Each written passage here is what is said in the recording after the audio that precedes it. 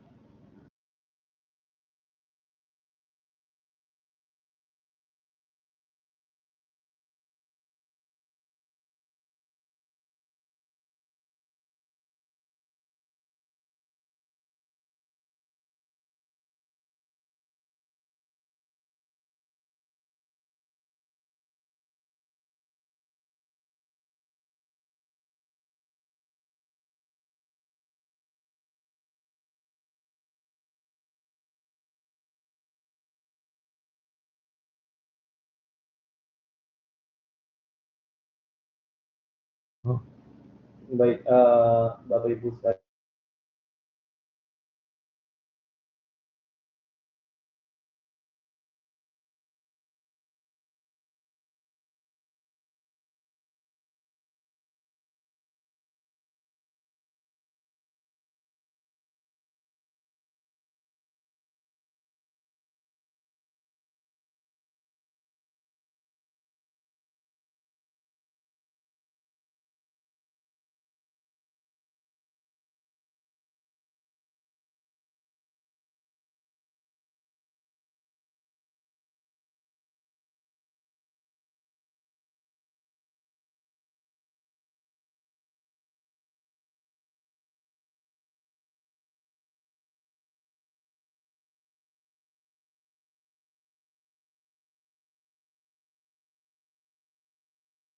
Halo, Boleh? halo.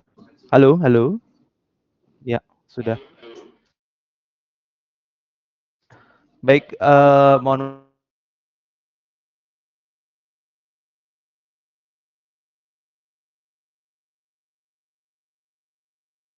maaf tadi audionya Bapak Ibu. Jadi lanjut ini kami akan software media sivil ataupun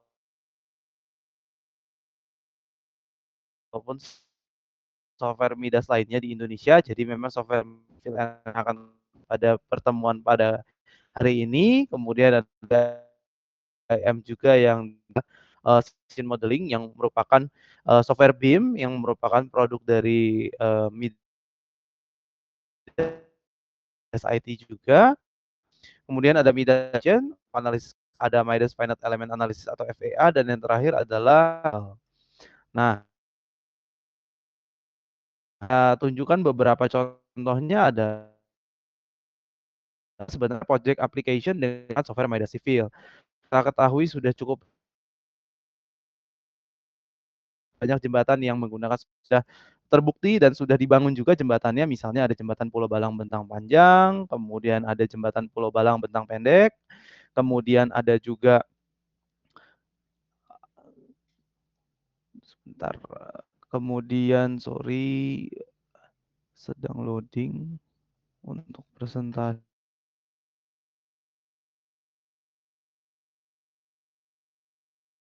dengan software Midas Civil NX, dengan menggunakan software Midas Civil.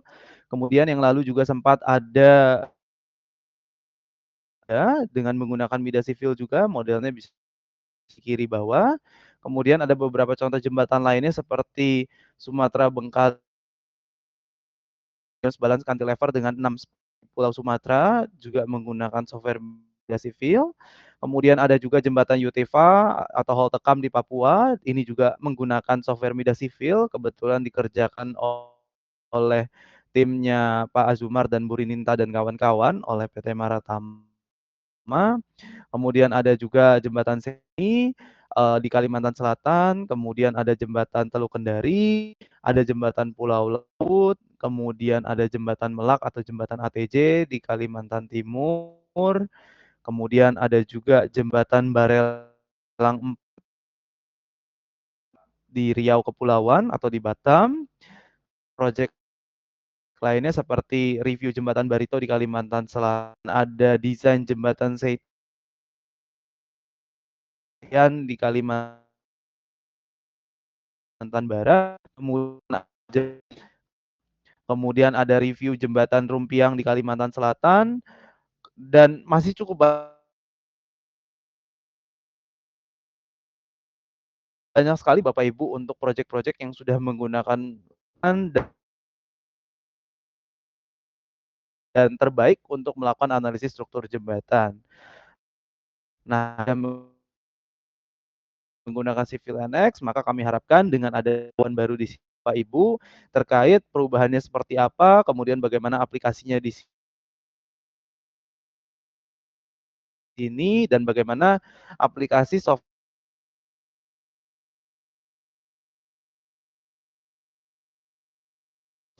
sama di contoh-contoh kasus real di mana kita tahu pembicara perusahaan besar sama-sama besar untuk melakukan desain-desain jembatan, misalnya dari tim PT Maratama untuk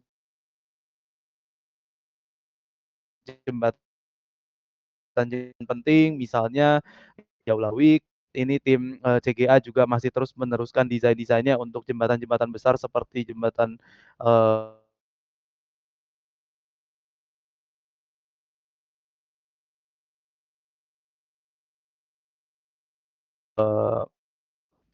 Batam Bintan dan lain-lainnya, mereka penggunaan software Midas itu sendiri. Nah, untuk customer kami di Indonesia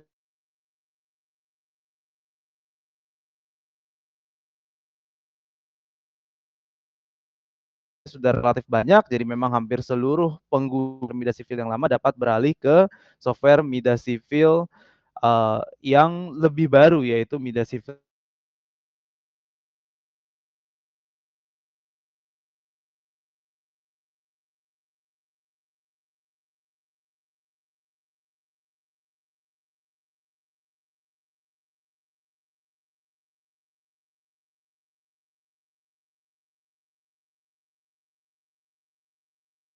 Nah, kira-kira seperti itu untuk introduksi.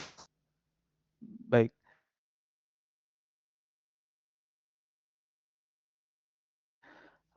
Pak Azumar, mungkin engineer juga di PT Maratama, dan beliau sudah sangat berpengalaman untuk mendesain jembatan, terutama untuk materinya hari ini adalah untuk extrude structure.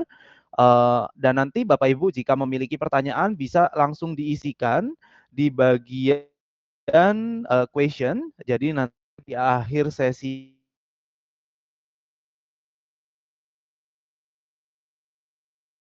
baru akan kita buka sesi tanya jawabnya akan kita silakan untuk waktu dan tempatnya kami persilakan.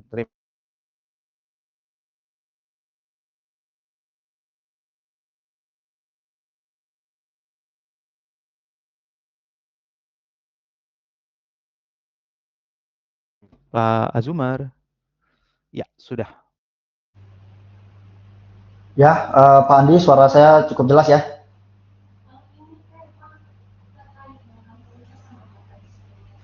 Halo Pak Andi.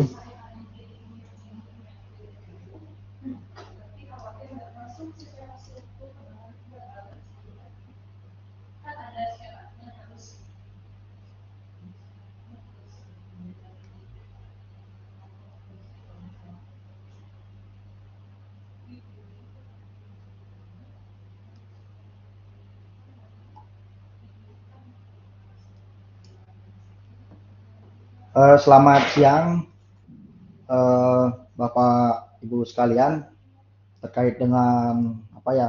Uh, jadi kita dari ini ya partner MCM dan Medasindo ya, mungkin sudah cukup lama sekali ya untuk berpartner program Midas ini ya. Nah, selama mungkin ya coba saya ceritakan pengalaman ya. Kalau saya pribadi ya terkait dengan penggunaan Midas ini ya baru baru ya jujur ya baru 8 tahun ya saya pakai Midas. Ya yang saya rasakan sih Midas ini cukup sangat membantu banyak ya. Apalagi sekarang kan dengan peningkatan update-update-nya tuh yang semakin tahun tuh semakin banyak ya, sangat membantu ya di sisi saya tuh untuk menganalisa struktur. Dan juga untuk cross check pemodelan juga pun yang dilakukan oleh teman-teman juga lebih ini ya, lebih kelihatan gitu hasilnya daripada yang program lain gitu ya. Jadi ketika saya mengecek apa namanya staging dan lainnya itu cukup cukup clear lah gitu. Nah, mungkin saya coba lanjut di materi saya ya.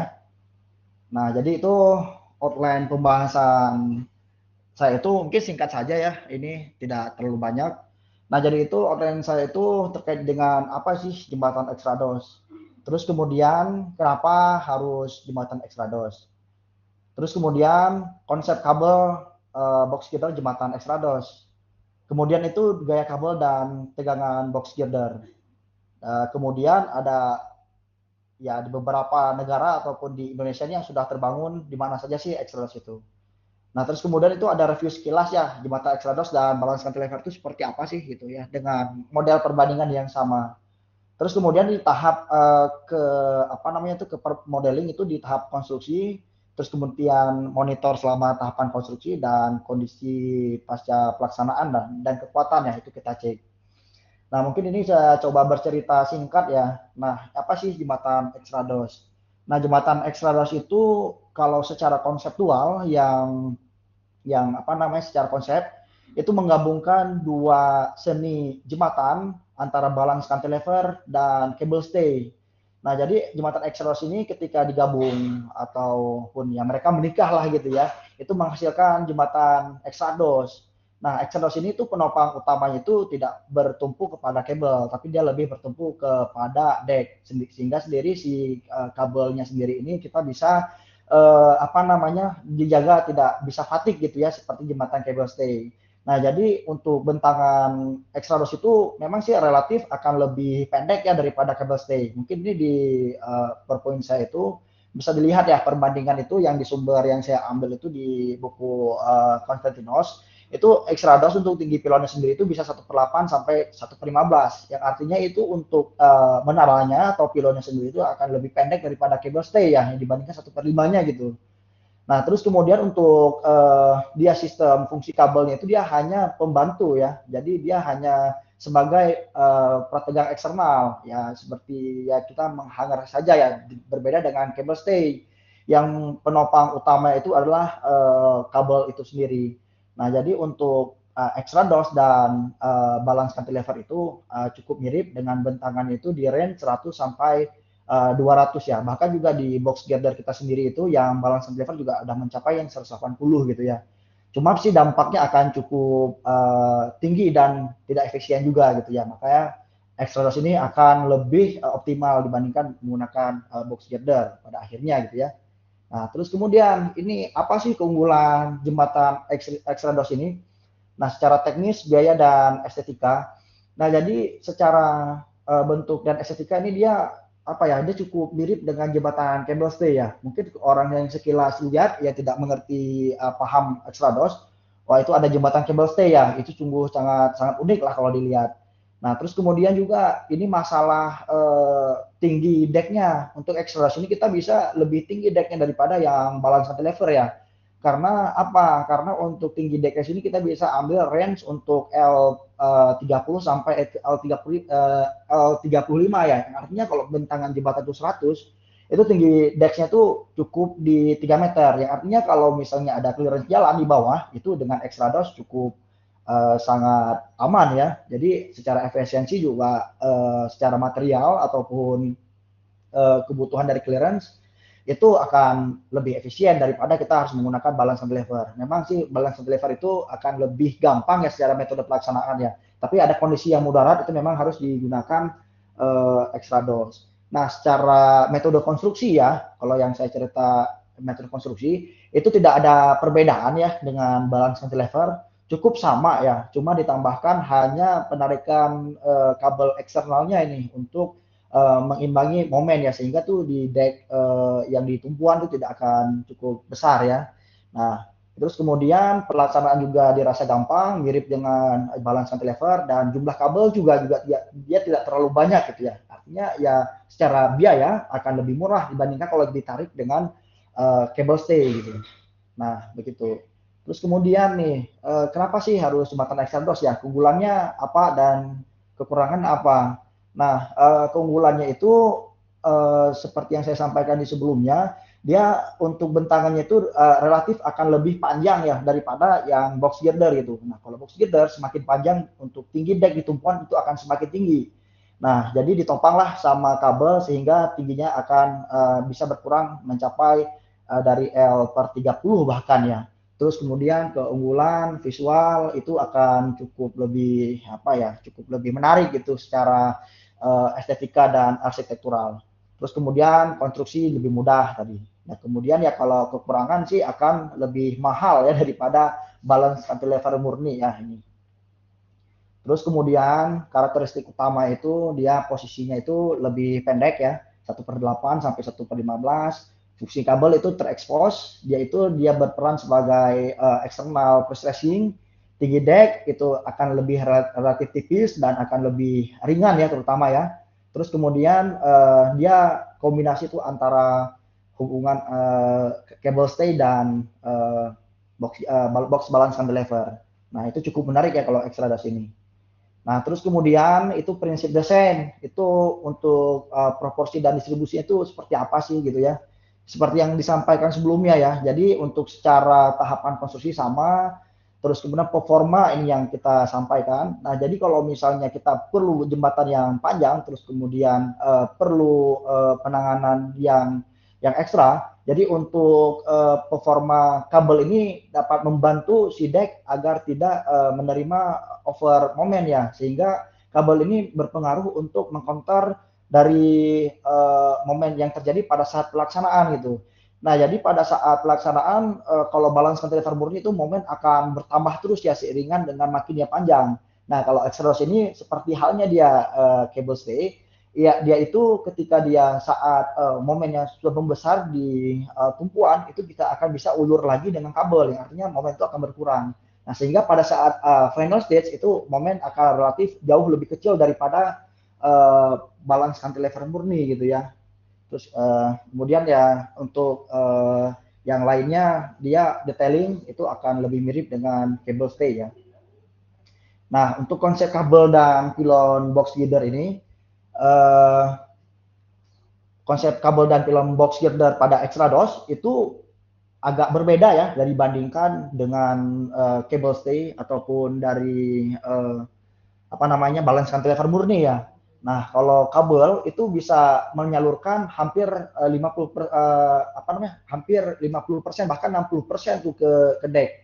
Ya sehingga kabel ini hanya menopang dari bagian tambahan dari beban mati ya. Nah, jadi batas izin tegangan itu kalau kita ikut code internasional tuh bahkan bisa sampai di 0,5 FPU ya. Nah, cuma kita kan terbatas regulasi di Indonesia itu diizinkan di batas di 45% ya. Itu yang saya alami pada saat mendesain Extrados ini. Nah, terus kemudian hubungan mekanismenya juga ini box girder itu akan memberikan kekakuan yang cukup besar ya. Sehingga dampak dari kabelnya itu sendiri akan relatif 50 sampai 80% itu bebannya bekerja hampir bersamaan ya. Nah, itu dapat dilihat di rasio sebelah kanan ya, rasio tinggi dan panjang itu terhadap Extrados dan balance cantilever. Kemudian ini ya contoh yang sudah terbangun itu yang ada di di luar negeri ya, yaitu di Vistula River, terus kemudian di China dan ada beberapa lagi ini di Cina ya juga ya. Nah, jadi untuk yang yang di Indonesia itu ada yang sudah terbangun di Museum 4 dan kemudian tuh ada di Jembatan 4 di Panorama Skenjalowic ya, itu sedang proses konstruksi ya, itu dari kita ya, dari PT MCM yang mendesain ini. Jadi mungkin ini Extrados yang kedua ya di Indonesia. Terus kemudian terkait bagaimana sih analisa dan modeling dengan menggunakan Midas NX ya. Ya pada dasarnya sih sebenarnya sama ya dengan menggunakan Midas sebelumnya. Hanya saja dengan fitur-fitur tambahan itu terkait dengan adjustment engineering dengan Midas NX ini akan lebih mudah ya secara visual ataupun secara mungkin UI dan UX-nya itu lebih eye-catching gitu ya. Nah, secara fitur memang akan lebih lengkap ya, bisa menggunakan Python tuh bahkan tuh, bisa menggunakan tambahan aplikasi dari luar. Mungkin di batasan saya itu tidak akan menjelaskan itu ya. Nah, jadi ini saya tuh mau review sekilas ya terkait dengan jembatan balance cantilever dan Extrados. Nah, ini saya tuh ada dua model yang sama ya.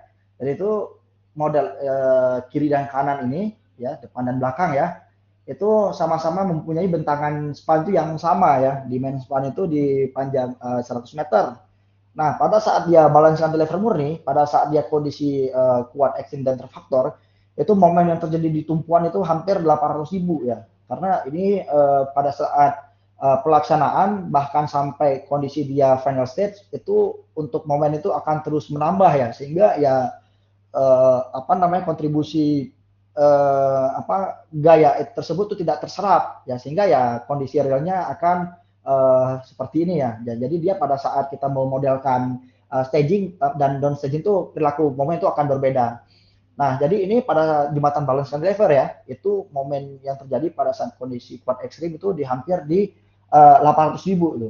Cukup besar ya untuk balance cantilever bentang 100. Terus kemudian untuk deformasinya sendiri, ya balance cantilever kan mempunyai, kita ambil range-nya di tinggi di L/22 ya, mungkin dengan tinggi dengan panjang 100 meter tuh tingginya hampir di 5,6 lah mungkin ya. Nah itu memang deformasinya secara deck akan lebih kecil tuh. Nah ini maksimalnya tuh di 0,36 ya. Nah jadi dari batas izinnya itu di L/800 ya masih cukup sangat jauh gitu.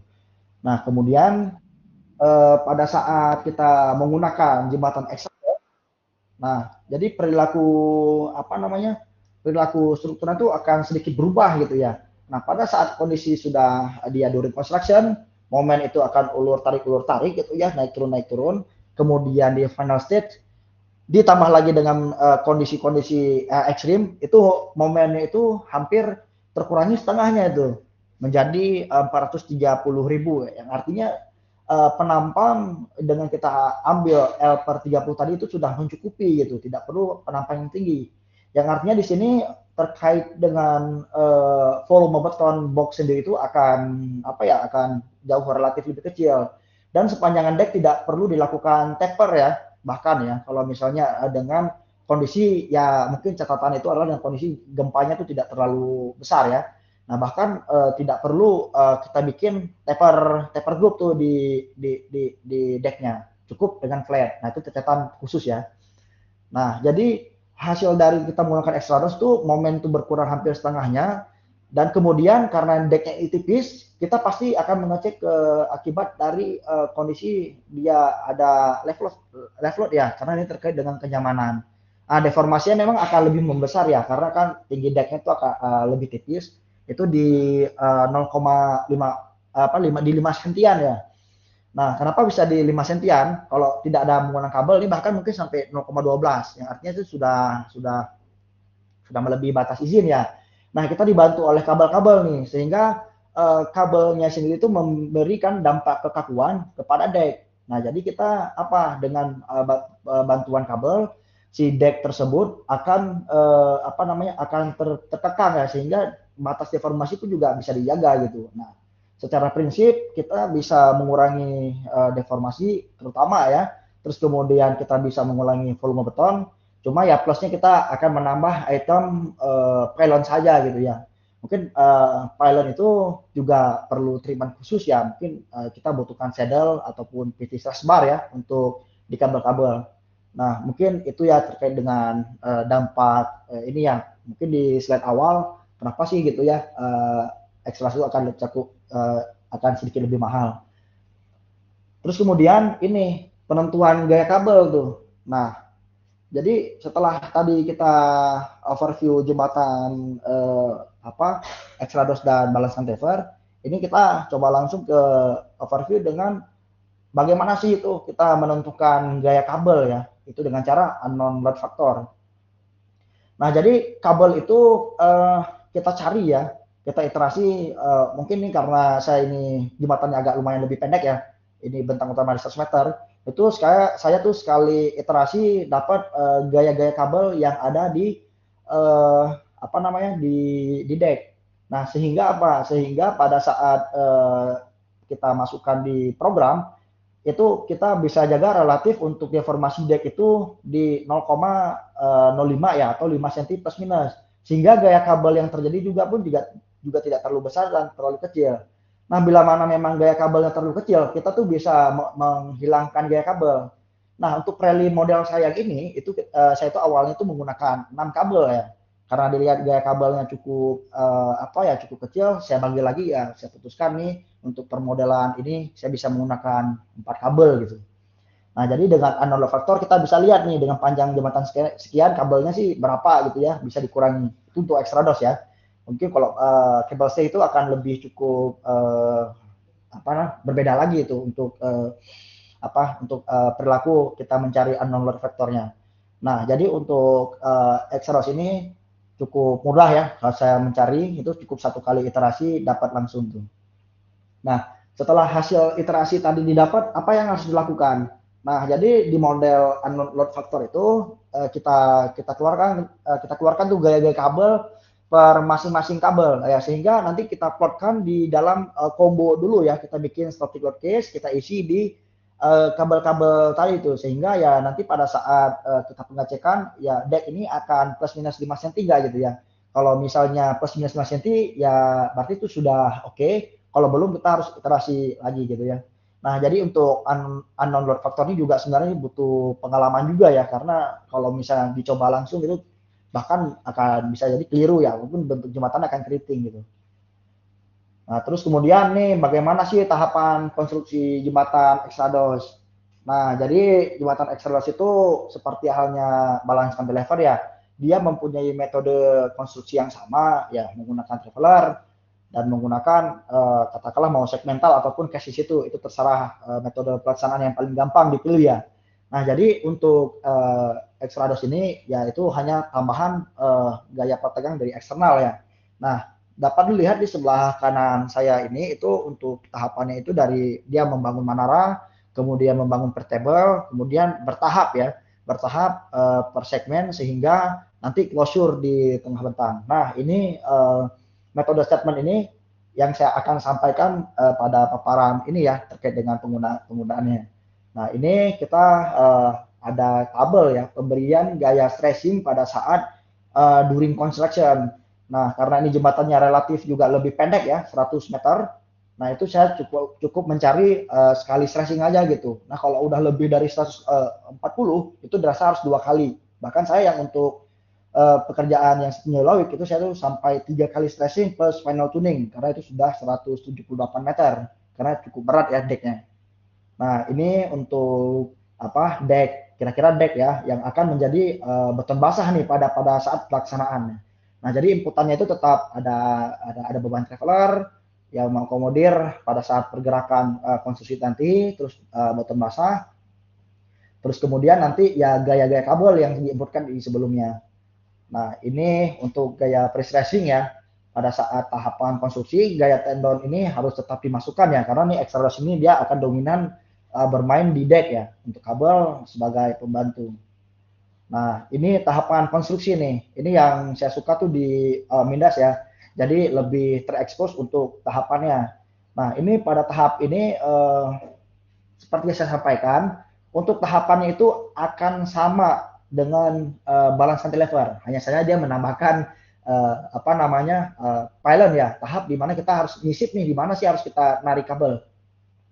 Nah, jadi untuk ini yang pada paparan saya ini itu kondisi pada saat dia assembly traveler. Nah, assembly traveler itu sudah ada tegangan inisial ya, itu baik dari berat sendiri dan traveler, terus kemudian ada dari tendon ya. Nah, terus kemudian kita stressing tendon sehingga itu tegangan pada saat dia sudah memanjang masih terkompresi gitu. Nah, terus kemudian penarikan kabel. Nah, penarikan kabel ini akan berdampak kepada serat serat atas itu makin terkompresi besar ya. Jadi kontribusi tendon juga akan diringankan gitu ya. Terus kemudian serat pada MS2 tuh ya, serat atas dan serat bawah kompresinya makin terjaga gitu ya. Tidak ada tidak ada overkompresi.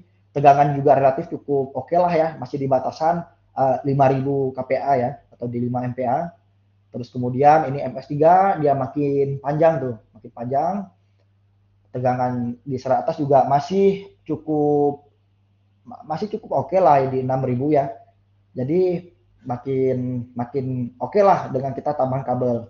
Terus kemudian di setting tahap 4, itu yang kita saya closurekan dulu gitu ya, karena ini terkait dengan pre-camber, permainan pre-camber saja gitu.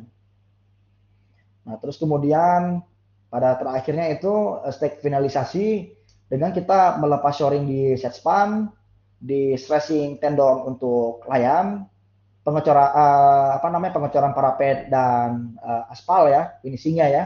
Terus kemudian preset bearing dan field tuning bila diperlukan. Nah, untuk model yang kita lakukan ini tidak perlukan di final tuning karena bisa di setting itu untuk gaya kabelnya lebih lebih optimal gitu ya, karena ini kabelnya lebih sedikit gitu. Jadi untuk uluran kabel ditarik kabel depan, kabel belakangnya itu tidak terlalu ngulur banyak ya. Terus kemudian pada saat tahapan monitoring, selain kita pengecekan tegangan yang tadi ini apa sih gitu ya, ini kan saya ngecek beton ya. Nah, monitoring pada saat kabel konstruksi itu bagaimana? Nah, ini saya ekspor ke Excel ya. Nah, ini ada segmen-segmen pada saat during construction nih. Nah, ini ada gaya kabel tuh yang seperti yang saya sampaikan. Kabel itu akan mengencang gitu ya, akan mengulur, ngencang, ulur ya. Itu kita lihat bisa lihat di rekap tabel tersebut. Nah, untuk kita lihat gaya kan agak susah ya. Nah, kalau orang cable stay itu dia biasanya akan melihat persentase dari tegangan kabel yang terjadi ataupun UTS. Nah, ini dari UTS yang terjadi pada saat pelaksanaan itu kita jaga si kabelnya itu tidak boleh melebihi 60% UTS ya. Nah, kalau kita kalau kita melebihi dari 60 UTS apa sih yang harus dilakukan gitu ya? Kita bisa mengulur ataupun men-stressing kabel-kabel yang di dekatnya tuh sehingga yang kabel yang overstress tadi itu bisa bisa mengendur ya. Nah, jadi ada trik-triknya tuh. Nah, itu dibuktikan gimana sih gitu ya. Ya, mungkin ya memang harus ke lapangan dulu ya ngelihat. Ketika nanti ngelihat di lapangan ya ada over, ya coba kita tes di program. Ya ternyata memang over kompresi gitu ya, over tension gitu ya. Nah, kita cek di sekitarnya, kita setting sekitarnya itu akan turun. Nah, jadi pengalaman tersebut memang saya tuh dialami pada saat saya sendiri itu monitoring kabel gitu ya. Nah, jadi kabel yang terjadi di program dan pelaksanaan itu pasti kalau saya sampaikan itu ya, itu akurat sekali gitu ya. Nah, itu nggak tahu ya mungkin fitur Midas gitu ya bisa bisa mesamakan gitu ya dengan kondisi lapangan gitu ya. Ya mungkin yang tidak harus dilupakan itu memang input parameter beton tadi itu supaya tidak tidak salah gitu ya. Pertama kan dari modulus itu terutama itu yang harus harus disesuaikan ya, baik itu modulus baja ataupun modulus beton yang sesuai hasil pengujian kalau bisa itu. Jadi ketika mengecek kabel gitu ya, UTS-nya sama gitu dengan di lapangan, artinya juga deck ataupun box gear itu akan sama juga gitu. Nah, ini untuk tahapan konstruksi kabel. Nah, secara grafik akan keluar grafik seperti ini ya. Nah, mungkin ini agak mirip dengan Indomie gitu ya. Nah, jadi pada saat tahap penarikan itu kalau dilihat yang garis-garis bawah itu adalah tahap pertama dia saat kondisi dilakukan penarikan. Nah, jadi makin panjang stage ya, ke kanan itu adalah stage ya, ke kanan stage, ke atas itu adalah UPS. Semakin ke kanan gaya kabel itu akan semakin terkurangi ya. Karena apa? Karena dengan kita tarik kabel di dekat-dekatnya si si kabel tersebut tuh akan turun gitu ya. Bukan ketika pada saat jembatan makin panjang kabel itu akan semakin tinggi. Nah, tidak seperti itu tuh pola permainan cable stay ataupun extrados ya. Nah, ini selain kita mengecek gaya kabel pada saat konstruksi, tegangan beton pada saat konstruksi, apalagi yang harus dicek? Itu kita harus mengecekkan pre-camber ya. Nah, ini data mentah pre-camber. Nah, kalau saya itu biasanya itu data mentah ini itu akan saya ubah ke pola UTM ya, sehingga pada saat dilakukan monitoring di lapangan itu kita bisa menyesuaikan dengan koordinat lapangan ya, asli ya XYZ lapangan. Nah, dampaknya sih apa gitu ya? Kita bisa mengkalibrasi permodelan dan dan model ya. Nah, ini memang sih terkait dengan monitoring ini memang agak harus banyak di-adjust ya. Karena pada saat penarikan kabel ataupun pada saat mengecor ataupun apalah itu ya, pada saat kondisi siang dan malam itu akan perilakunya akan berbeda ya, karena kan pengaruh dari thermal juga tuh. Nah itu memang di sini untuk mengatur pre-camber ataupun segmen supaya ini mulus memang agak lebih apa ya, lebih spesifik untuk dilakukan gitu. Nah, jadi ini ya kira-kira untuk monitoringnya ya, itu ada camber gerigi gini ya, ini camber pelaksanaan nih, yang berupa rekap eh, dari tabel ini gitu. Nah, dari sini kalau saya lihat juga pada saat nanti pelaksanaan itu dia kira-kira akan drop di plus minus di 5 sentian gitu. Nah, setelah kita cek dari keseluruhan tersebut, apa sih lagi yang dilakukan? Nah, kondisi pasca konstruksi itu. Kondisi pasca konstruksi kita melihat dari box girder ini mengalami over tension atau over compression nggak gitu ya. Nah, dengan deck yang cukup tipis, yang kita ambil dari range L per 30 sampai L per 35, ini masih dalam batasan oke gitu ya. Untuk serat atas dan serat bawah itu masih dalam kategori dari 0,6 fg gitu ya untuk beban total, dan untuk tariknya juga masih dijaga di 0,5 akar fg itu masih batas oke gitu ya. Jadi kita tidak perlu khawatir gitu ya dengan deck yang tipis, tapi kita bisa mengefisiensi dari material itu sendiri gitu ya.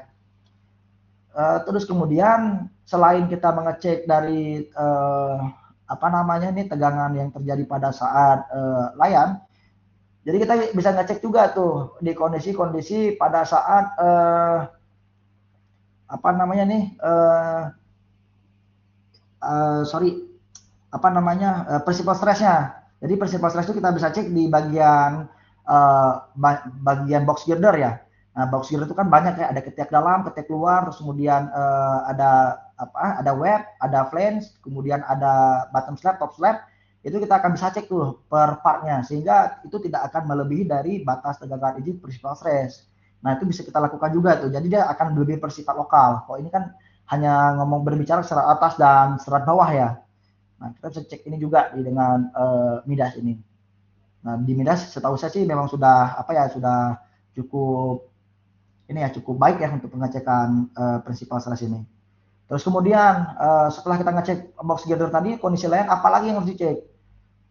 Kondisi kabel dan kondisi kabel ya, terutama ya.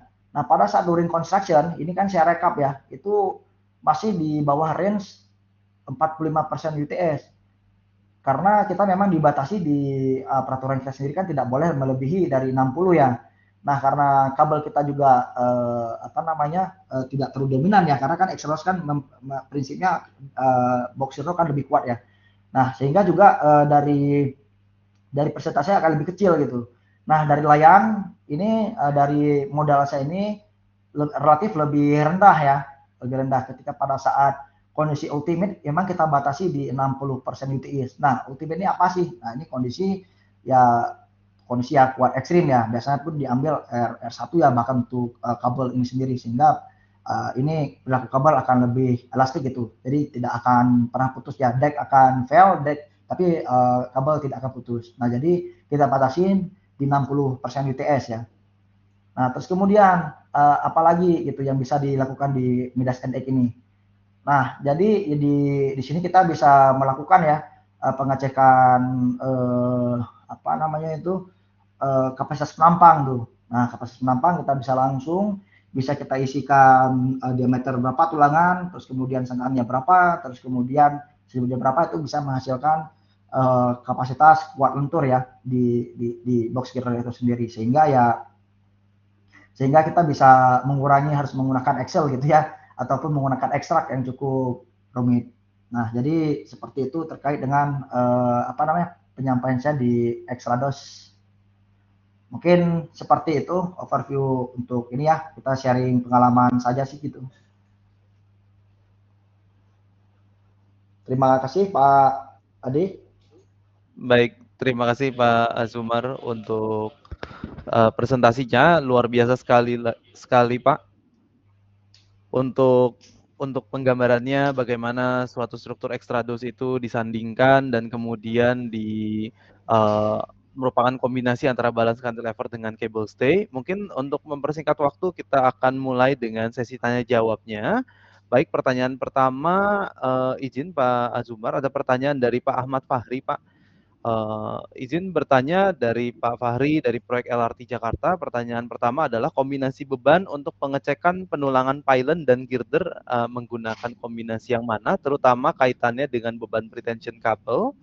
Kemudian yang kedua terkait settingan untuk optimalisasi gaya kabel seperti apa, apakah cukup hanya diberikan displacement vertikal di sistem lantai mendekati 0 akibat pretension kabel plus dead load total. Terima kasih Pak Azumar. Mungkin itu pertanyaan pertama Pak. Silakan Pak Azumar. Ya, baik. Terima kasih Pak Fahri tadi ya, dari LRT ya, proyek LRT ya. Ya, jadi untuk apa namanya, kombinasi apa sih yang digunakan untuk pengecekan pylon ya, ataupun kabel itu sendiri. Nah, jadi untuk pylon itu kita biasanya untuk jembatan khusus ya, ataupun essential bridge ini, itu kita mengacu kepada konsensus KKJTJ yang di 2024 tuh. Nah, kategori ini kita juga coba bisa pastikan dulu nih ke owner, apakah ini dia jembatan esensial ataupun lainnya ya. Nah, jadi katakanlah contoh misalnya misal dia itu jembatan lainnya yang artinya itu akan relatif lebih kecil ya untuk batasan izinnya. Nah, jadi untuk pylon itu sendiri, kalau saya tuh biasanya itu akan mengambil dari overstrength dari apa namanya pondasinya gitu ya, sehingga kekuatan pylon dan pondasinya itu tidak akan sama gitu. Mungkin seperti itu ya terkait dengan apa namanya kombinasinya. Ya. Tetap menggunakan kombinasi kuat. Nah, untuk gempanya itu akan saya lebih lemahkan di apa namanya daripada pondasi ya. Sehingga kalau misalnya pondasi R1 ya pylon saya harus menggunakan pondasinya R-nya 2 gitu. Bahkan mungkin seperti itu, Pak Andi. Terus kemudian apa namanya terkait dengan gaya kabel tadi yang dioptimalkan tuh seperti apa ya? Nah, mungkin di model saya ini tadi mungkin saya share screen lagi ya. Silakan Pak Azumar. Nah, ini terkait dengan penentuan gaya kabel. Nah, ini saya itu ya memang dalam unknown load factor ini memang dibatasi dulu, dibatasi ya deck itu plus minus 5 cm ya. Nah, mungkin saya tidak merekap kabel dari awal model ini berapa gitu ya. Nah, memang sih di model awal ini saya rekap tuh kabel tuh ada 6 ya di masing-masing menara tersebut ya. Nah, jadi pada saat dilakukan unknown load factor terus kemudian deck-nya itu plus minus 5, ya deck itu terjadi emang di 5 sih setting itu, tapi gaya kabelnya itu relatif lebih kecil. Wah, ini kok gaya kabel relatif lebih kecil, uh, mungkin saya bisa kurangi gitu ya, karena kan kita fokusnya Externals kan lebih murah gitu kan, dan gaya kabelnya itu sebagai pembantu eksternal. Nah, jadi dengan saya melakukan iterasi unknown load factor itu, saya dapat gaya kabel yang cukup optimal dengan bentangan katakanlah ini bentangan 100 gitu. Nah, jadi gaya kabel yang tadi katakan 6 itu dapatnya per UTS-nya itu katakan di 20 gitu ya, 20% UTS, cukup boros ya. Nah, terus kemudian saya kurangi itu menjadi 4 kabel sisi depan belakang.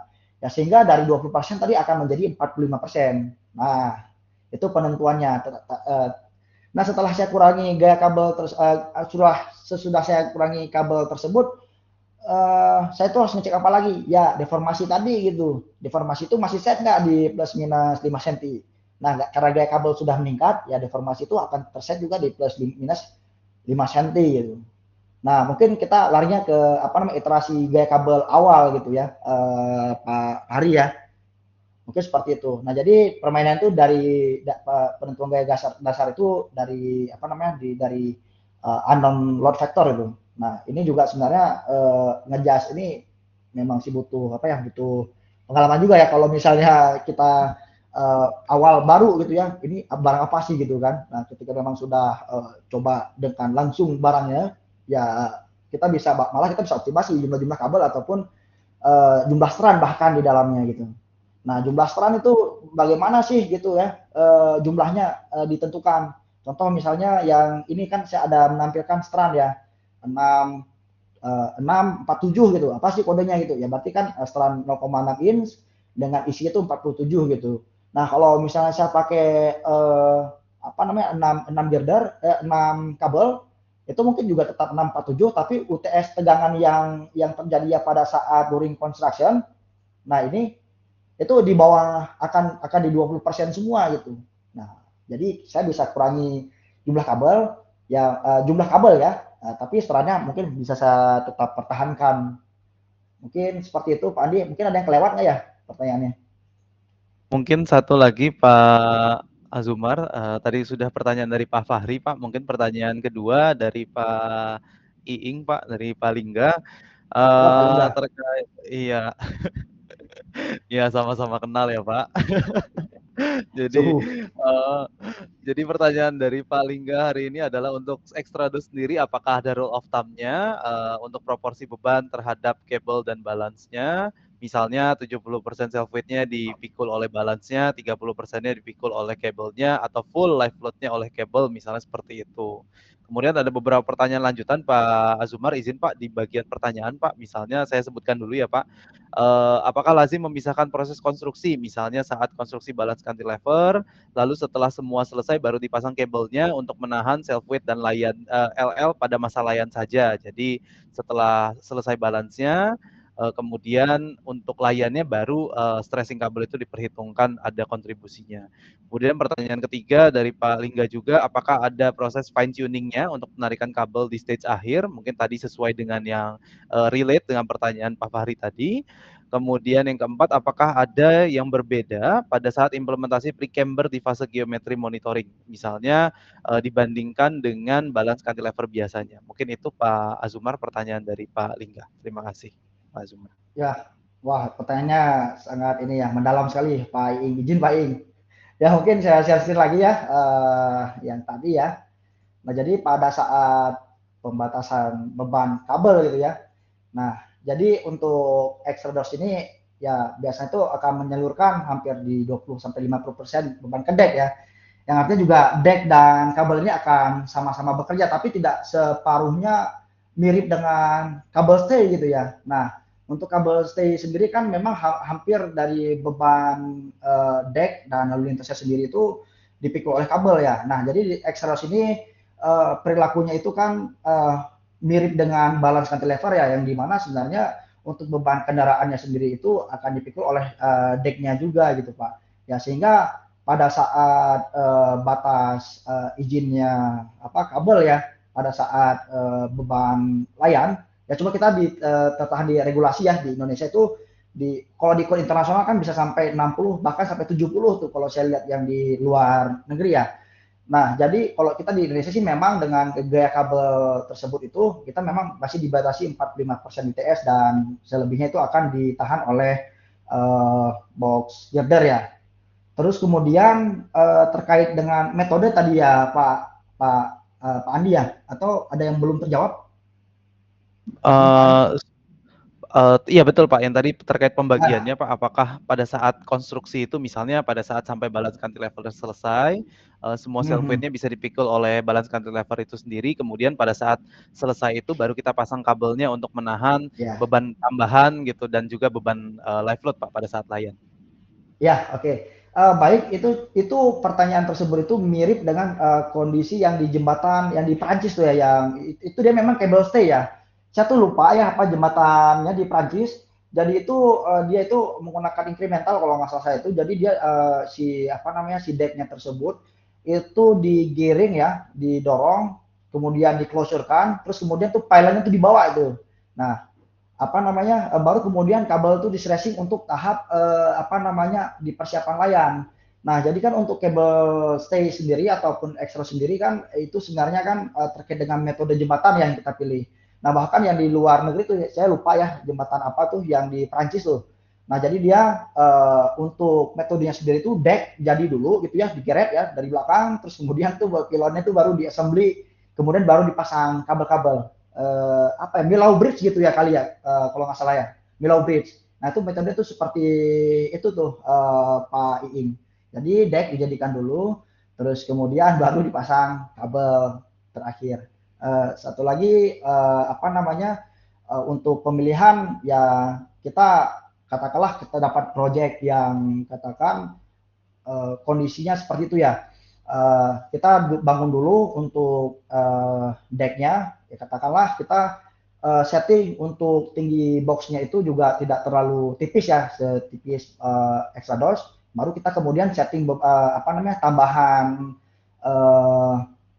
tambahan kapasitas itu untuk kabel pada saat belakangan. Itu bisa karena kan untuk jembatan sendiri kan sebenarnya kan lebih mengarah ke metode ya. Kan jembatan itu sama dengan metode ya kalau banyak literatur yang digunakan. Ya, kenapa ada balance lever, ada cable stay, ada balance dan lainnya lah gitu ya. Mungkin seperti itu Pak Andi. Satu lagi apa ya Pak Andi ya? Satu lagi terkait yang monitoringnya Pak, pada saat pelaksanaan Ah, sendiri apakah ada perbedaannya dengan balance cantilever biasa Pak? ya, izin Pak Iing. Jadi terkait dengan monitoring, sebenarnya sih sama ya dengan balance cantilever ataupun kabel stay tadi gitu ya. Nah, hanya saja memang tambahan PR kita itu pada saat mengecek gaya kabel aja ya tambahan ya. Selebihnya pada saat kita melakukan pengecekan tegangan gitu ya, katakanlah kalau kita mau monitor dengan strain gauge gitu ya di deck gitu. Nah, itu seperti halnya ya jembatan yang lumrah gitu biasa. Terus kemudian kalau kabel monitor, kita selain dari program, kita kan bisa ngecek dari lift off ya, Pak Iing ya. Nah, jadi untuk kita mengecek nih kalau bila mana ada ketercurigaan ya katakanlah untuk lokasi di sini ya, katakan nih posisi di udah 60 UTS nih. Wah, dari program ini mengatakan 60 UTS. Coba dicek ke lapangan dilakukan lift off. Nah, ternyata pada saat kita lift off memang benar dia 60% UTS. Nah, dampaknya apa yang harus kita lakukan? Coba kita setting kabel-kabel di sebelahnya tuh. Kita tarik sehingga kabel tersebut itu akan terkurangi gitu ya. Nah, monitoring itu memang harus jeli kita lakukan. Bahkan mungkin sebelum ada segmen yang jauh, kita bisa antisipasi dulu gitu. Kita di tengah jalan mungkin bisa melakukan penyesuaian metode konstruksi. Nah, kalau terkait dengan pre-camber itu cukup mirip ya dengan jembatan cable stay Pak Iing ya. Jadi monitoringnya itu pada saat pada saat jembatannya makin panjang, biasanya kan ditarik itu akan makin ngulur tinggi itu ya. Nah, jadi dengan harapan kita dengan melakukan pre-camber pada saat pelaksanaan itu kita bisa mengantisipasi pada saat segmen di depannya lagi kita bisa memprediksi itu turun berapa gitu. Nah, makanya dari angka ini kalau saya itu mengubah ke pola UTM dulu sehingga nanti di CAD 3D ya, segmen CAD 3D itu ketika saat mengerjakan segmen 1, segmen 4 itu saya udah tahu tuh closure-nya tuh di mana gitu ya. Pada saat segmen 4 bahkan 7 bahkan itu saya akan bisa prediksi itu. Kalau misalnya dengan jembatan Extrados, mungkin untuk yang balance cantilever juga akan sama juga seperti itu. Bukan mungkin ya, dan memang seperti itu gitu. Mungkin seperti itu dari saya Pak Andi, dari Pak Iing. Baik, Ada lagi baik. mungkin? Terima kasih Pak Zumar, sebenarnya saya juga ada penasaran juga gitu Pak, cuma mungkin karena keterbatasan waktu nanti mungkin saya juga menyampaikan pertanyaan via kolom question aja gitu Pak, terutama misalnya bagaimana hubungan antara cross beam-nya yang di-pylon terhadap box-nya seperti apa, kemudian bagaimana penampang box yang ada di tumpuan dan lainnya. Memang materi yang disampaikan oleh Pak Azumar ini sangat menarik sekali Bapak Ibu, tapi mohon izin karena memang waktunya agak terbatas, mohon maaf Pak Azumar, jadi memang kita akan lanjut ke pembicara berikutnya, karena tadi sudah ada 2 pertanyaan besar yang sudah cukup dijawab dan dipaparkan dengan jelas. Maka untuk sesi yang pertama kami sudahi. Terima kasih Pak Azumar untuk waktu dan penjabarannya Pak. Terima kasih sangat jelas sekali dan sangat Ya. bermanfaat bagi kami semua Pak terkait extradose structure ini sendiri. Mungkin untuk memulai sesi yang kedua, pembicara kedua kita hari ini adalah salah satu senior engineer juga dari PT CGA Viaco. Jadi Pak Kiki ini merupakan salah satu senior engineer juga yang sudah cukup lama aktif dan salah satu yang jarang ditemui adalah Pak Kiki ini cukup senang melakukan coding-coding dengan software itu sendiri, bagaimana melakukan iterasi, kemudian membuat perubahan-perubahan ataupun penyesuaian-penyesuaian dari software itu sendiri dikonekkan dengan API, dengan Python dan lain-lain. Nah, untuk mempersingkat waktu, maka waktu dan tempat saya persilakan Pak Kiki untuk menyampaikan materinya pada hari ini terkait automation dari box girder bridge design. Terima kasih Pak Kiki. Halo, terima kasih Pak Andi. Suara saya cukup terdengar ya Pak Andi? Terdengar Pak Kiki, jelas Pak. Oke, ya. Assalamualaikum warahmatullahi wabarakatuh. Selamat sore Bapak Ibu sekalian, para peserta webinar Midas Sipil NX ya. Perkenalkan, nama saya Kiki Padilah Tanjung. Saat ini saya bekerja di PT Cipta Graha Abadi ya, di Bandung, dan kemudian pada kesempatan kali ini saya akan membawakan materi terkait dengan automation box girder bridge design ya, menggunakan Sipil NX API. Untuk studi kasusnya mungkin saya menggunakan balance cantilever, tapi untuk API sendiri sebetulnya ini banyak sekali ya, bisa digunakan untuk struktur apapun. Kemudian juga ini mungkin agak sharing sedikit. Sebelumnya juga saya adalah pengguna API, namun untuk software lain ya selain Midas. Tapi ada yang berbeda dengan Midas ini karena API yang disediakan adalah web API ya. Jadi kita tidak perlu mengirim datanya itu tidak hanya terbatas di lokal komputer kita, tapi juga bisa misalkan modelnya di komputer saya, tapi kirim datanya dari komputer Pak Andi, itu sangat memungkinkan ya seperti itu. Nah, oke, mungkin pertama, sebentar.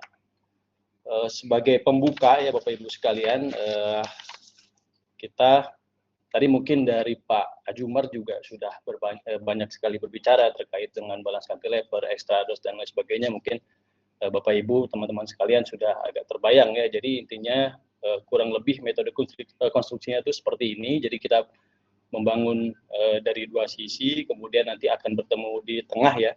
Dan ini cukup populer di Indonesia ya. Jadi apalagi di kota-kota besar yang memang tidak bisa mengganggu lalu lintas di bawah misalkan, kemudian di yang melewati constraint seperti air dan lain sebagainya ya. Ini sangat cukup populer di Indonesia, dan mungkin yang cukup terkenal adalah balance cantilever di LRT Kuningan ya, yang ya mungkin Bapak Ibu bisa lihat ya. Nah, oke, selanjutnya. Nah, ini mungkin beberapa aplikasi Midas ke dalam pekerjaan saya. Itu pertama itu saya ada balance cantilever di interchange tol Sepinggan Balsam ya, ini panjangnya 155 meter. Kemudian juga yang sedang saya kerjakan ini ada Batam Tanjung Sauh ya. Sini ada bentang utama, ada jembatan utama bentangnya 180 meter. Kemudian juga ada bentang pendekat ya, yang bentangnya 120 meter, namun dia memiliki span seperti ini, ada konfigurasi 4 span dan 5 span ya. Dan juga ada beberapa pekerjaan lain yang tidak saya tampilkan. Kemudian yang ini juga ada yang memiliki radius ya, ini interchange Sediatmo Kartaraja ya. Oke. Mungkin selanjutnya adalah ini ada apa saja di dalam box girder balance cantilever ya. Pertama, untuk melakukan jadi biasanya engineer itu membuat suatu model ya, mungkin tadi juga Pak Jumar sudah memperlihatkan ada model dan lain sebagainya untuk dijadikan dasar analisis ya. Namun di dalam model ini ada beberapa banyak sekali parameter yang mesti diinputkan, dari mulai alignment-nya, kemudian geometri penampang ya, ada material property, ada layout tendon atau tendon profile, ada beban, kemudian ada stage construction ya, dan juga banyak lagi yang lainnya. Dan ini memang biasanya cukup untuk beberapa input, biasanya cukup memakan waktu ya bagi beberapa engineer. Nah, mungkin kemudian ini kita beralih ke tantangan ya yang dihadapi oleh para engineer dalam membuat modeling. Pertama adalah untuk input penampang ya, biasanya kita ada kompleksitas yang dihadapi, tergantung dari pekerjaannya. Ada juga yang memang jembatannya simpel, tidak aneh-aneh dan lain sebagainya, penampangnya tidak banyak variasi dan lain sebagainya, itu mungkin tidak terlalu menjadi soal. Namun dalam beberapa pekerjaan juga kita biasanya menghadapi kompleksitas seperti ini. Misalkan dalam contoh saya kali ini adalah ada jembatan dengan radius ya atau super elevasi yang beragam ya. Jadi itu biasanya mempengaruhi akan berpengaruh ke penampangnya, di mana di top slab-nya biasanya ya. Kemiringan top slab-nya bisa jadi berbeda, miring kiri, miring kanan, kemudian yang tadinya 2% jadi 5% dan lain sebagainya ya, kemiringannya bisa berbeda. Nah, hal-hal seperti ini juga harus diakomodir dalam pemodelan. Nah, di dalam Midas bisa sebetulnya melakukan pemodelan seperti ini ya, namun untuk standar penggunaan misalkan hanya menggunakan UI, SPC ya namanya kalau di Midas itu kadangkala kita menemui keterbatasan ya, tidak bisa dimodelkan semua parameternya, kemudian juga opsi selanjutnya adalah biasanya menggunakan SPC ya, Section Property Calculator ya, namun itu juga ada beberapa keterbatasan kalau misalkan kita sudah banyak sekali nih variabel dimensinya ya, jadi kita harus bikin banyak penampang, kemudian diimport ke dalam Midas dan lain sebagainya. Nah, kemudian seperti ini ya, jadi ada beberapa hal yang mempengaruhi penampang jembatan ya. Pertama tadi super elevasi yang saya ceritakan, kemudian juga akibat struktur itu sendiri ya, pembebanan dan lain sebagainya, gayanya. Misalkan seperti ini ya, contohnya ini Bapak Ibu mungkin bisa melihat webnya atau ini ya bagian webnya itu di pangkal dan di tengah itu berbeda ya, di pangkal lebih besar, kemudian di tengah mengecil. Ini kenapa ya? Karena memang terkait dengan gayanya ya. Misalkan di pangkal gaya gesernya lebih besar, kemudian di tengah gaya gesernya lebih kecil, jadi tidak terlalu membutuhkan terlalu banyak kapasitas. Kemudian juga kalau misalkan umumnya ya, namun juga ada yang lurus juga biasanya. Jadi umumnya di jembatan balas cantilever itu bentuk geometrinya adalah seperti ini ya, bentuk geometri jembatannya. Jadi pangkalnya tebal, kemudian di tengahnya menipis ya, seperti ini. Nah, ini juga ada variasi ketinggian jadinya ya, kita harus bikin beberapa penampang ya untuk merepresentasikan ya bentuk nyatanya. Nah, kemudian ini mungkin contoh ya pengaruh dari super elevasi terhadap kemiringan jembatan sepanjang jembatan tuh seperti ini nih. Kalau misalkan kita lihat tuh dia miring kiri, kemudian nanti pada peralihan dia akan miring ke satu sisi yang lain. Nah, seperti ini. Nah, ini kan kalau misalkan kita hanya menggunakan UI ya, atau user interface biasa, diklik dan lain sebagainya, harus banyak sekali penampang yang dibikin, mungkin bisa, namun cukup memakan waktu saja ya. Nah, oke, selanjutnya mungkin, ini metode input ya, yang tadi saya ceritakan di Midas. Pertama ada PSC, kemudian ada SPC ya. SPC itu biasanya kita mengimport dari file DXF ya, yang dibikin oleh CAD.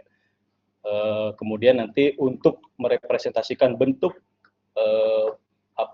bentuk seperti ini ya, bentuk parabolik seperti ini, itu menggunakan taper section dan juga harus dibuat taper group seperti ini ya, harus di grouping. Nah, itu kalau misalnya sudah terlalu banyak parameter variabelnya, itu saya kira lumayan cukup memakan waktu ya. Oke, selanjutnya ini ya tadi yang beberapa hal yang mempengaruhi dimensi atau bentuk penampang. Itu ada peralihan, super elevasi, kemudian ada banyak sekali transisi, ini webnya tebal, kemudian mengecil, di sini mengecil lagi dan lain sebagainya, seperti itu ya kurang lebih. Kemudian selanjutnya adalah, tantangan selanjutnya misalkan kita inputkan, lah menggunakan PSC, kemudian diinputkan ke dalam Midas dan lain sebagainya. Nah, secara default Midas itu merepresentasikan reference point ya. Jadi reference point itu adalah titik si penampang itu di-assign ya. Jadi kalau misalkan defaultnya Midas itu seperti ini ya, center to center. Jadi kalau kita bikin balance cantilever, Bapak Ibu bikin balance cantilever, kemudian tidak di-setting reference point-nya, ini yang merah seperti ini ya, atau posisi frame-nya, dia tuh lurus, dibikin lurus seperti ini, maka penampang itu jadi seperti ini nih. Ya, jadi seperti ini. Ini secara default memang seperti ini, center to center, tapi untuk membentuk parabolik seperti ini biasanya engineer akan memodifikasi menjadi center to top ya. Namun ada beberapa tantangan kalau misalkan kita assign ya, merepresentasikan center to top elemen ini, biasanya dia akan mengambil referensinya adalah titik terluar dari topnya. Jadi kalau kita punya kemiringan, ini titik 2 nih yang akan diambil sebagai referensi. Jadinya akan seperti ini nih, elemen frame-nya seperti mengambang ya, tidak menempel di slab. Sedangkan kondisi nyatanya adalah biasanya reference point-nya itu berada di top slab-nya ya. Karena alignment dan lain sebagainya kan kita representasikan di top slab di sini ya, titik-titik top slab. Nah, kurang lebih seperti itu keterbatasan. Lalu bagaimana mengatasinya? Bisa sebetulnya ya, masih bisa diatasi dengan cara apa? Dengan cara di offset ya. Dengan cara di offset seperti ini. Misalkan ini 30 cm ya. Gapnya kemudian di offset jadi nempel seperti ini ya. Nah, namun apabila penampangnya seperti tadi saya ceritakan, seperti ini banyak sekali ya. Bapak Ibu bisa bayangkan nih, harus berapa puluh offset yang dilakukan ya gitu. Itu sangat memakan waktu gitu. Nah, kemudian itu dari segi penampang. Kemudian tantangan selanjutnya adalah terkait dengan tendon profile atau layout tendon ya. Nah, karena balance cantilever ini secara metode konstruksi dan lain sebagainya ya, itu memang gayanya itu banyak di momen negatif ya, atau serat atasnya banyak tertarik, maka Bapak Ibu bisa lihat hampir mayoritas tendonnya itu berada di atas ya, di serat atas box girder ya, di top. Nah, seperti ini kurang lebih skematiknya ya saya tunjukkan. Nah, problemnya apa? Problemnya adalah tendon itu biasanya kalau di lapangan Bapak Ibu mungkin mengetahui itu kan dimasukkan ke dalam namanya ducting ya, lubang untuk masuk tendon. Nah, ducting ini biasanya direferensikan terhadap top slab ya. Jadi bayangkan Bapak Ibu apabila top slab-nya memiliki variabel kemiringan yang banyak, berarti ducting Bapak Ibu akan mengikuti seperti itu kurang lebih ya. Nah, problemnya di mana? Problemnya pada saat kita input ke Midas.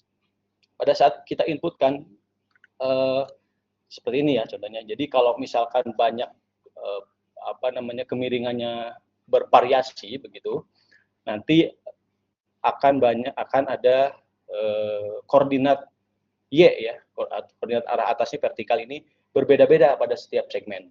Maka sepanjang jembatan itu bisa berbeda-beda karena apa? Karena kemiringannya berbeda-beda. Nah, itu kalau kita inputkan manual, saya kira mungkin bisa, namun tadi ya, hanya cukup memakan waktu saja. Nah,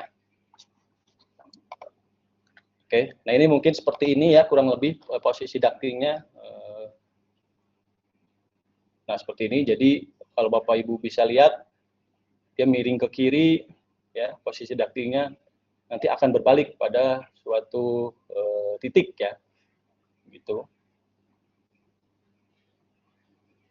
Nah, mungkin Bapak Ibu yang lumayan sering memodelkan dengan Midas akan membayangkan ya kerumitan ini ya untuk menginputkan ke dalam Midasnya.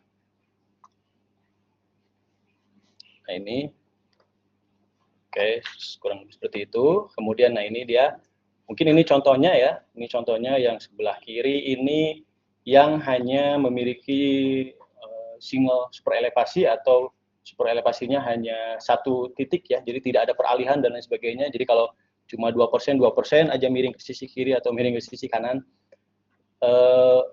referensi koordinat Z-nya tuh hampir sama semua ya, satu tendon. Kalau ini dia berbeda-beda tuh, Bapak Ibu bisa lihat ya, bisa berbeda-beda.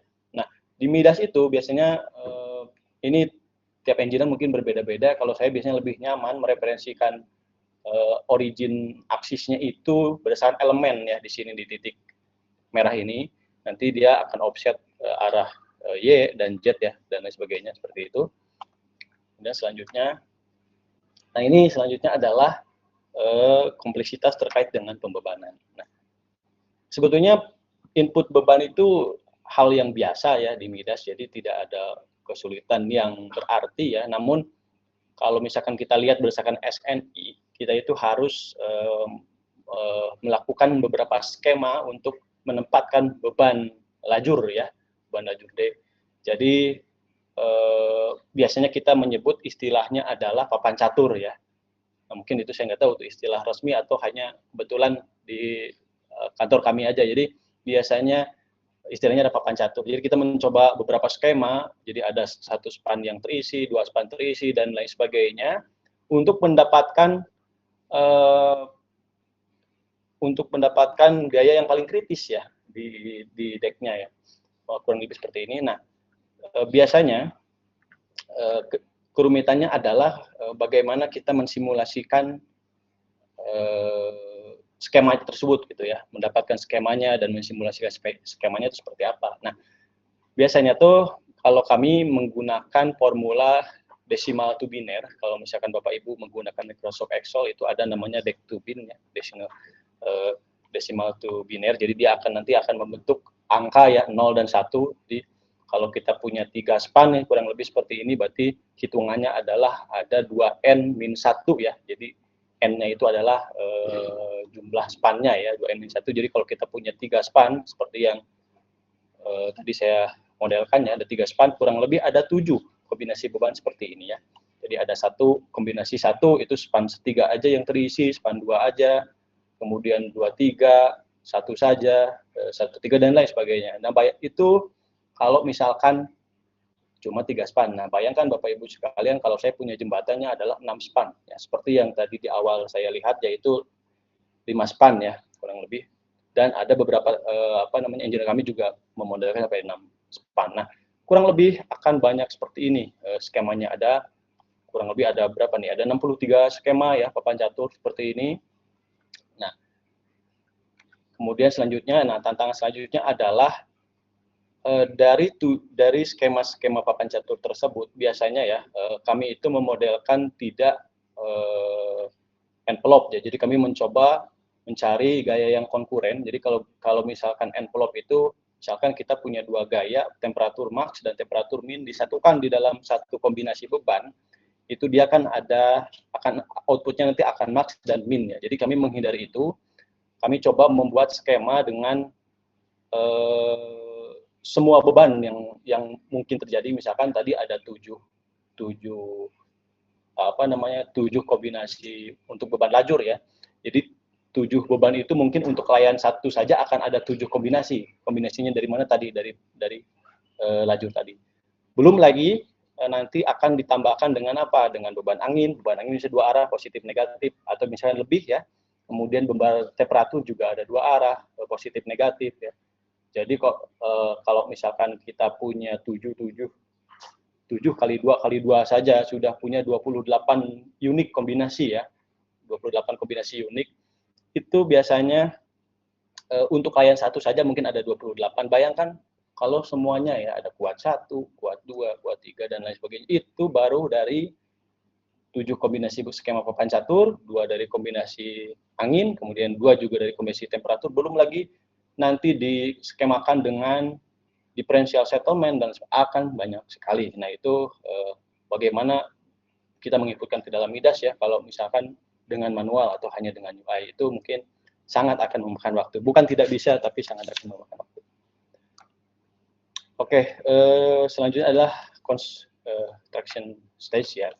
Jadi kalau misalkan balance teleport tadi juga mungkin sudah disinggung juga oleh Pak Jumar ya, kurang lebih seperti ini ya. Jadi kita bangun pier-nya dulu, kemudian nanti setiap segmen maju ya, ada traveler dan lain sebagainya. Per segmen maju seperti ini mungkin seperti cepat. Nah, biasanya di dalam satu sequence segmen itu ada beberapa aktivasi dan deaktivasi yang harus dilakukan ya. Itu biasanya seperti ini ya, yang contoh yang saya tampilkan. Misalkan setelah jadi pier table-nya, kemudian kita harus memasang namanya traveler ya, seperti perancahnya seperti itu, kemudian nanti disetting lah tulangannya dan lain sebagainya, kemudian dimasukkan beton basah, kemudian beton basahnya mengering, kemudian selanjutnya itu elemen atau segmennya aktif ya, kemudian setelah aktif distressing, kemudian selanjutnya travelernya maju lagi ke depan, terus sampai dengan berulang seperti itu ya, sekuensinya sampai dengan jembatannya tersambung. Nah, itu ada beberapa stage, biasanya kami menamainya seperti ini, ABCDF ya. Jadi satu sequence saja itu mungkin ada 6 ya, ada 6, satu segmen saja ada 6 kombinasi beban. Bayangkan kalau kita punya 20 segmen, saya punya pengalaman sampai 20 segmen, mungkin sudah lumayan banyak ya, 20 kali 6 mungkin ada 120 stage ya yang kita harus inputkan. Dan input ke dalam Midas itu apa aja sih? Biasanya kita elemennya kita grouping dulu ya, segmen-segmennya kita bikin grup, kemudian boundary-nya juga, boundary itu seperti perletakan, kemudian link, elemen link dan lain sebagainya kita bikin grup, termasuk beban juga, beban pre-stress biasanya kita bikin grouping, dan itu harus di-assign ke dalam stage construction ini gitu ya. Jadi itu bisa dilakukan dengan cara manual, namun tadi ya catatannya adalah mungkin memakan waktu saja ya. Nah, kemudian kesimpulannya tadi ya, jadi kita ada beberapa tantangan yang dihadapi oleh engineer yang mesti diselesaikan. Pertama adalah variasi yang banyak terkait dengan cross section, kemudian tendon koordinat yang berubah-berubah kalau misalkan kasusnya seperti saya tadi ya. Kemudian ada banyak sekali skenario beban, UDL, KEL, kemudian rem, nanti ada angin, temperatur dan lain sebagainya. Kemudian staging ya, yang lumayan banyak tadi. Nah, ini bisa dilakukan, tadi saya bilang bisa dilakukan dengan Midas, menggunakan UI dan itu bisa, namun tadi pasti memakan waktu. Nah, kemudian pertanyaannya adalah kenapa tidak menggunakan widget ya, karena Midas juga sudah menyediakan widget. Nah, widget ini biasanya memang bisa digunakan untuk beberapa proyek yang simple. Nah, kebetulan di kami biasanya menghadapi beberapa proyek yang lumayan kompleks ya, seperti melengkung dan lain sebagainya tadi ya. Nah, ini setiap engineer mungkin harus punya kreativitas untuk bisa mengutilize apa yang ada di dalam Midas ya, terutama sekarang ini Midas NX dengan web API-nya ini saya kira sangat merubah sekali workflow ya. Nah, ini sebenarnya setiap software itu pasti punya potensi ya, nanti tergantung kreativitas kita bagaimana memanfaatkan potensi tersebut. Nah, di sini nanti akan saya ceritakan. Oke, ini Midas Civil NX API.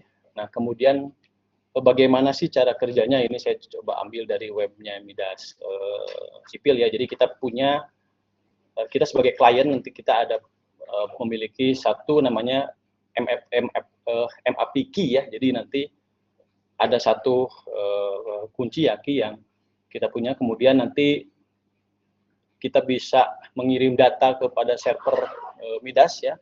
Nanti server Midas mengirimkan kembali ke lokal komputer kita dalam bentuk data juga, kemudian diinterpretasikan oleh Midas menjadi sebuah model ya. Nah, ini sangat bagus sekali karena mungkin tadi sore ya sebelum seminar ini saya coba ya membuat aplikasi web lah untuk menguji si API ini ya. Saya coba nanti sudah saya kirimkan juga ke Pak Andi, tadi saya ceritakan. Jadi kita bisa mengoptimalkan si web API ini yaitu dengan bahasa pemrograman Python ya, kemudian bisa dengan Microsoft VBA dan lain sebagainya, dan sebetulnya input yang dimasukkan ke dalam API-nya itu adalah dalam bentuk JSON ya. Jadi si JSON-nya ini kita harus bentuk ya. Dalam membentuk JSON-nya ini bisa menggunakan Python, bisa menggunakan VBA dan lain sebagainya ya. Itu kurang lebih. Nah, kurang lebih seperti inilah tadi cara kerjanya. Jadi kita bisa membuat aplikasi, membuat template, membuat segala macam ya. Contohnya menggunakan Python. Nah, kemudian nanti kita kirimkan ya data-data tersebut ke server dan lain sebagainya. Kemudian server membalas lagi, masukkan ke model kita dan lain sebagainya. Seperti itu ya kurang lebih. Nah, apa saja yang sudah kami lakukan ya tadi di sini mungkin atas kolaborasi kami ya PT CGA ini ada namanya LND ya. Jadi bukan R&D tapi LND ya, Learn and Development. Karena memang kami pada sejatinya adalah sedang mempelajari kemudian mendevelop ya. mempelajari kemudian mempraktekkan, membuat software dan lain sebagainya. Ya ini ada kolaborasi dari kami PT Cipta Geraha Abadi dan juga PT Piako Engineering ya. Nah, apa saja yang telah kami buat ya? Pertama itu ada section generator ya. Jadi section generator ini adalah tools untuk membuat buat core awalnya adalah tools untuk membantu para drafter ya membuat koordinat untuk penggambaran box girder ya, karena bayangkan kalau misalkan box girdernya sudah banyak kemudian super elevasinya berbeda-beda, drafter itu harus potong satu-satu per segmen kadang ya. Jadi itu coba kami bantu, ternyata kami bisa buat tools untuk mengeluarkan koordinat box girder ya sepanjang jembatan. Nah, dari itu kemudian kami kembangkan untuk menjadikan ini sebagai input ke dalam Midas ya. Jadi kami kembangkan, kebetulan ada API, jadi kami coba kembangkan dan hasilnya adalah section generator ini pertama bisa membuat penampang langsung ya, dengan tadi ya, termasuk dengan offset ya, termasuk dengan meng-offset titik reference point-nya, kemudian juga termasuk dengan grouping per segmen, seperti itu. Kemudian selanjutnya ada load and combination generator ya, jadi ini tools untuk otomatis membuat skema papan catur menggunakan decimal to biner, kemudian juga melakukan input ya. Jadi percuma kita punya generatornya ya untuk membuat papan catur, tapi menginputkannya 63 63 beban yang berbeda ke dalam elemen yang berbeda ya, span 1, span 2 dan sebagainya kan juga repot ya Pak. Jadi kita coba sekaligus untuk menginputkan juga ke dalam Midas ya, toolsnya. Selain itu juga karena tadi ya saya ceritakan ada kombinasi beban yang konkuren dan lain sebagainya, jadi kita juga sekalian buatkan untuk kombinasi beban konkurennya ya menggunakan Cartesian product. Jadi Cartesian product ini untuk menghitung beberapa skema yang dibutuhkan ya dari konfigurasi. Kemudian selanjutnya ada tendon profile generator ya, ini generator otomatis ya untuk membuat profil tendon dengan mempertimbangkan tadi ya super elevasi, ada perbedaan koordinat dan lain sebagainya. Kemudian ada stage construction generator juga tadi ya, kurang lebih ya untuk membuat stage construction ya.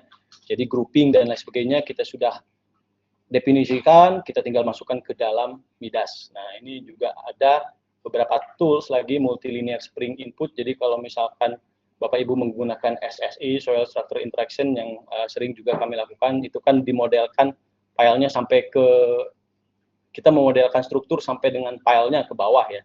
Kemudian juga kita inputkan springnya dalam bentuk PY curve ya. Jadi biasanya itu dalam multilinear spring. Nah, itu kalau misalkan per layernya beda ya, per layernya beda PY spring itu kan lumayan banyak. Jadi kita coba bikin otomatisasi untuk membuat fungsi multilinear springnya, kemudian juga meng-assign ke dalam join-nya ya, per sepanjang kedalaman file ya. Jadi seperti itu. Kemudian ada nanti Midas stress atau force plotter. Jadi ini tegangan kita coba plotkan menggunakan Python sehingga engineer tidak perlu lagi klik ya. Jadi cukup keluarkan cukup keluarkan output dari Midas dalam bentuk Excel atau CSV ya, yang filenya. Kemudian nanti kita menggunakan Python bisa membuat plot seperti itu. Nah, mungkin ini ada beberapa contoh yang kami buat ya.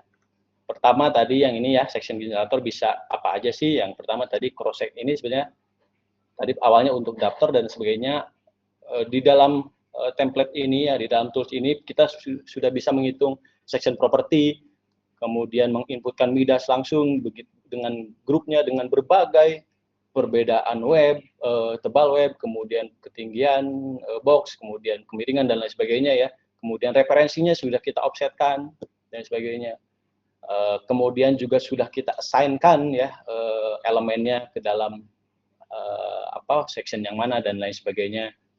Nah, kemudian nanti ada export untuk CAD ya, visualisasi. Mungkin nanti akan saya tampilkan demo videonya. Nah, ini kurang lebih inputnya. Jadi ini yang biru ini mungkin input yang dilakukan oleh user ya. Ya, seperti ini kita inputkan lebar cantilever, kemudian tebal flange dan lain sebagainya ya, geometry box. Kemudian kita juga menginputkan parametric variation namanya, jadi ada top slab-nya mungkin di pangkal bisa lebih tebal, di tengah bisa lebih tipis dan lain sebagainya dalam bentuk koordinat seperti ini. Kemudian juga kita menghitung segmentasinya ya, menginputkan segmentasinya, segmen 1 berapa meter dan lain sebagainya. Nah, ini juga ada vertical alignment ya untuk inputnya, jadi kita nanti bisa langsung masukkan alignment-nya dan lain sebagainya. Nah, ini ada input API, jadi kita punya MAP key-nya nanti ya, yang dari Midas. Kita inputkan units-nya, kemudian material, section-nya ada berapa, dan lain sebagainya. Mungkin nanti, nah ini mungkin demonya ya, ini saya coba lihatkan. Jadi pertama kita konekkan dulu Midas API-nya ya, seperti ini. Jadi ini kita tunggu sampai dengan connect ya, dia nanti akan terconnect ya, jadi warna hijau. Oke. Nah, seperti ini sudah terconnect ya.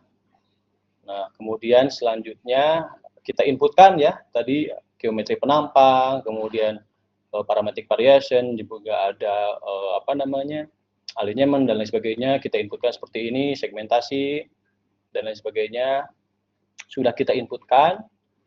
Kemudian selanjutnya kita coba ke bagian API ya, jadi nanti ini di atas sudah saya inputkan API key-nya dan juga base URL-nya ya. Jadi saya sudah inputkan. Kemudian kita tinggal klik saja create bridge ya, seperti ini. Nah, jadi banyak sekali itu yang di-generate oleh oleh tools ini. Jadi toolsnya ini baik banget ya Bapak Ibu. Udah mengerjakan pekerjaan kita nih. Seperti ini. Ayo kita tunggu sampai selesai.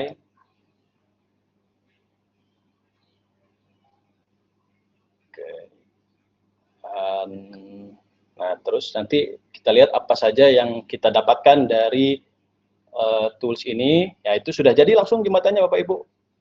Ya, seperti ini ya. Hanya berapa menit tuh berarti ya? Hanya tidak sampai 30 menit ya, kita menginputkan penampang, kemudian men-assign ke dalam elemen, kemudian nanti akan ada groupingnya juga ya. Ini seperti ini, kita lihat tuh, semua section property-nya sudah terinput ya. Kemudian Bapak Ibu bisa lihat nanti di sini. Nah, ini lihat ada perbedaan dimensi itu, banyak banget tuh yang kalau misalkan kita input manual ya Bapak Ibu, bisa Bapak Ibu bayangkan tuh ada berapa, ada 89 penampang yang kita harus buat. Nah, ini juga kita dapat grouping ya. Jadi sudah baik banget toolsnya ya Bapak Ibu, jadi sudah dibuatkan juga grupnya gitu.